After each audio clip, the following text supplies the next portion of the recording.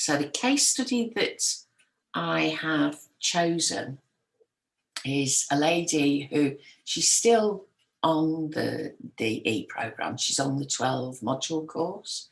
She's currently up to module 9, I think. She's probably coming into module 10 this week. I chose this particular lady not because her tinnitus onset was so similar to so many other people, because it's not. Hers was through a road traffic accident.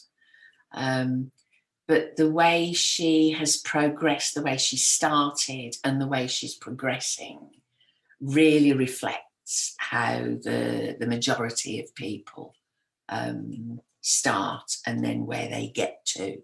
So she was a great choice for a case study. So she's a lady who's in her 40s. She's a busy professional. Her tinnitus onset was in August 2019, as I've already said, following a road traffic accident. The tinnitus is in the right side only. Constant high-pitched ringing, which is made worse when she was trying to concentrate or when her pain levels were high. She was, obviously, this is all when this started.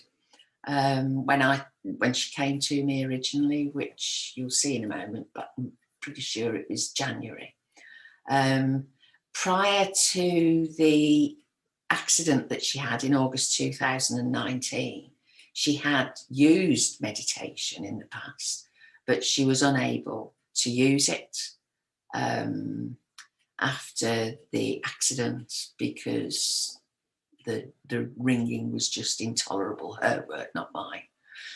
And just so that you are aware, she has given me her full consent for using her case as a case study that I obtained from her very kindly on the 24th of March.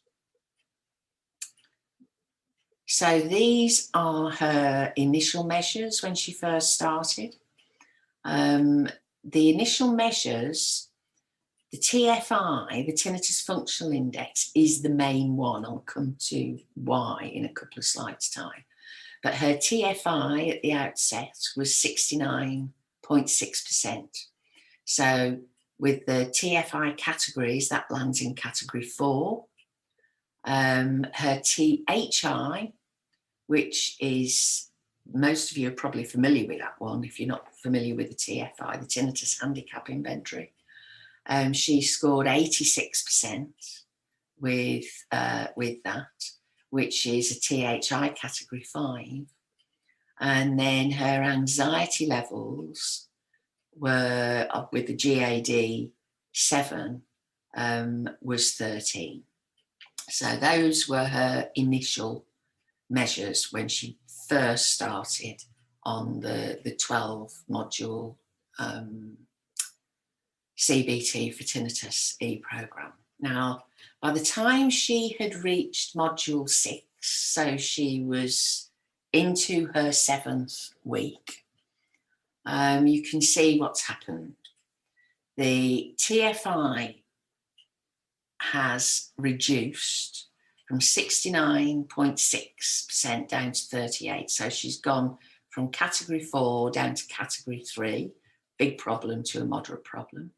Her THI, 86 down to 30. So that's come down from category 5 to category 2.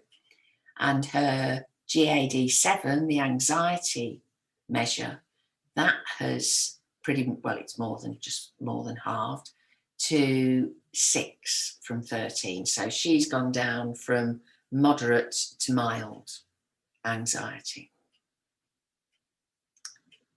And this is why I use the Tinnitus Functional Index. It isn't just about the score, the overall score. What it's about are the 8 subscales that are within that particular measure. So you've got 8 subscales. You've got intrusiveness of tinnitus, sense of control of tinnitus: concentration, sleep, auditory factors, inability to relax, quality of life impact, emotional distress. So those are the 8 subscales. Each of those are scored out of 30, except for quality of life, which is a score out of 40. So you can see what happened over those 7 weeks. They have reduced substantially. You knew that her total score had reduced, but you can see where the changes have taken place. The intrusiveness has already come down from 24 out of 30 to 14, and the sense of control has come down. This is obviously poor sense of control of tinnitus, has come down from 19 out of 30 to 11. Those 2 are invariably the ones that are usually later to really reduce. That's because they are very much about, they're affected more by the cognitive part of the work, and there's a lot more of that in the second half, if you like, of the process. However, concentration, sleep, auditory, relaxation, quality of life, emotion, those have all come down really well as well. Her concentration down to 12 from 21. Sleep, which was a fairly big factor for her, 19 out of 30 to start with, was down to 11. It's even better now, by the way. Auditory, that has halved. Inability to relax, halved. Quality of life, nearly halved. So instead of it being 28 out of 40, 15 out of 40. And emotional distress down from 22 to 12.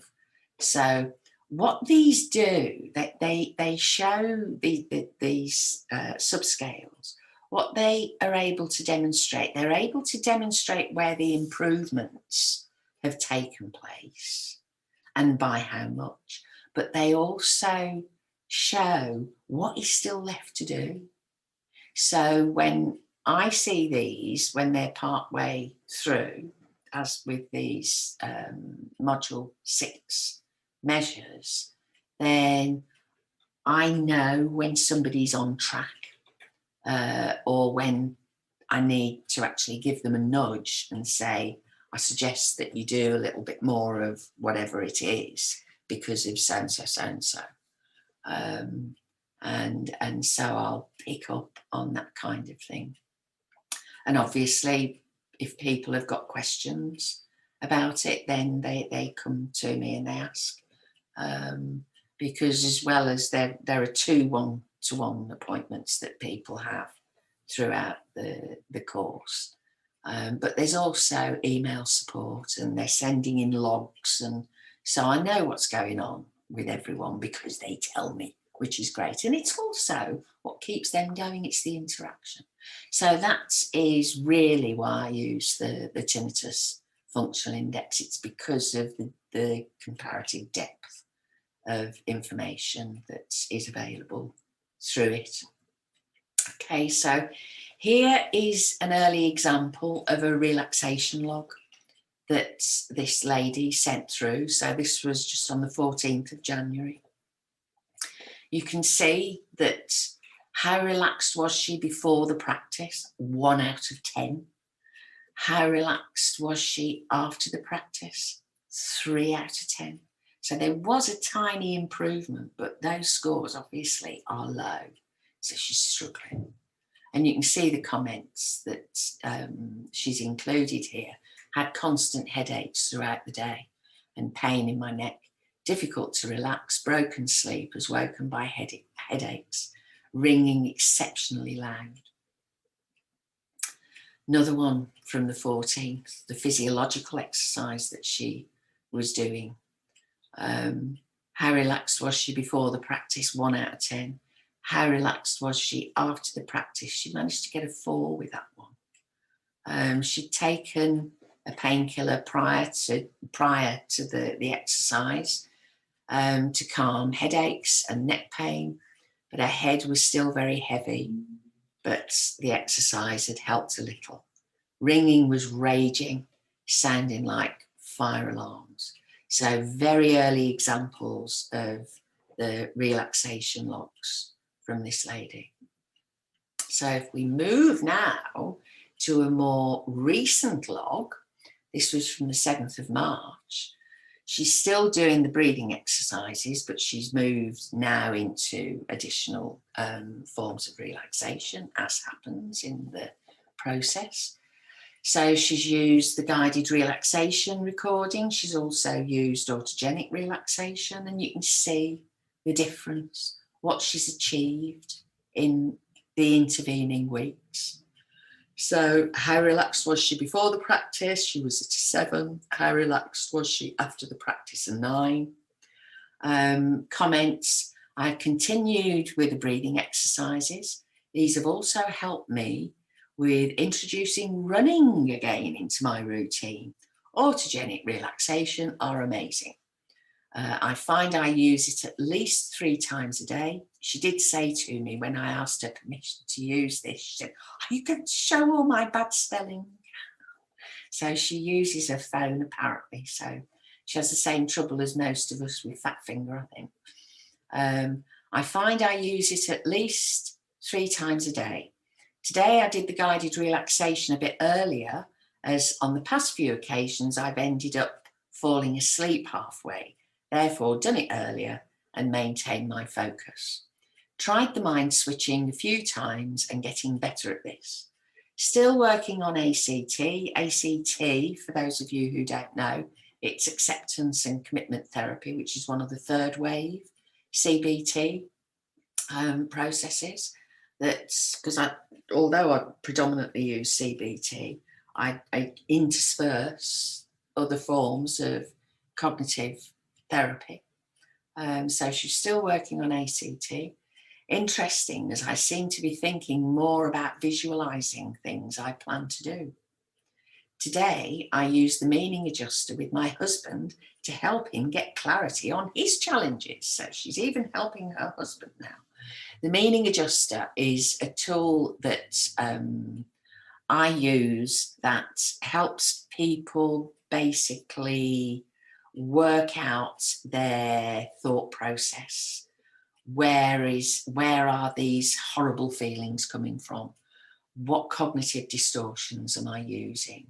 How could I think differently? How could I have a different perspective on this? How could I interpret this differently so that I don't feel as bad as I have been? So that's the meaning adjuster. So, as I say, that was a more recent relaxation log.